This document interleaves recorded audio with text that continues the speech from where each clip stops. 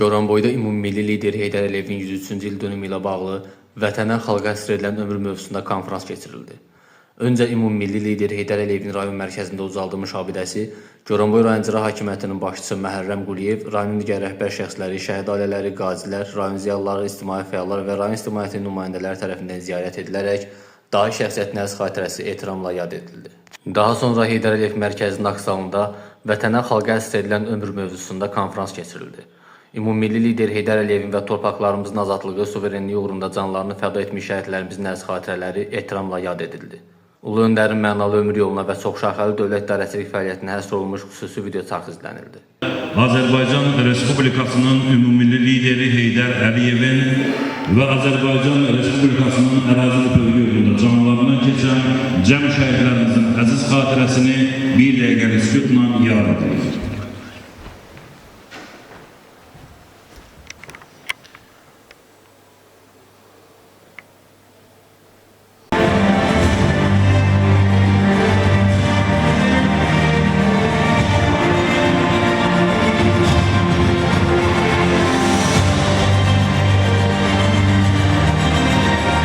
Çıxış edən icra başçısı Məhərrəm Quliyev bildirdi ki, ümummilli lider Heydər Əliyev müasir müstəqil Azərbaycanın memarı və qurucusu kimi ölkəmizin inkişafında dövlətçiliyimizin möhkəmləndirilməsində misilsiz xidmətlər göstərmişdir.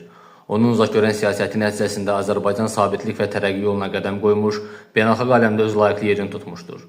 Ümummilli liderin müəyyən etdiyi inkişaf strategiyası bu gün də uğurla davam etdirilir və ölkəmizin hər tərəfli inkişafına xidmət edir. Çıxış edən Yeni Azərbaycan Partiyasının Goranboy rayon təşkilatının sədri Samir Qocayev, şəhid milli qəhrəman Niyazi Aslanovun həyat yoldaşı Rübabə İsmailova, Qərbi Azərbaycan icmasının Goranboy rayonu üzrə nümayəndəsi Ürfət Həsənov, tarixçi, fəlsəfə elmləri doktoru Gündüz Hacıyev, Ulu öndərin öz müdrikliyi və qətiyyəti ilə Azərbaycan dövlətçiliyinin möhkəmlənməsində ölkəmizin inkişafında müstəsna rol oynadığını qeyd edərək, onun müəyyən etdiyi siyasi kursun Azərbaycanın davamlı inkişafına, xalqımızın rifahına və dövlətimizin beynəlxalq nüfuzunun artmasına xidmət etdiyini vurğuladılar.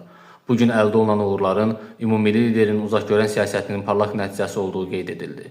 Daha sonra rayon rəhbəri bir qrup şəxsə ümummilli lider Heydər Əliyevin anadan olmasının 103-cü il dönümü münasibəti ilə və Goranboy rayonunda Heydər Əliyev ideologiyasının təbliği sayəsində nümunəvi fəaliyyətinə görə icra başçısının fəxri fərmanlarını təqdim etdi. Sonda xatirə şəkli çəkdirildi.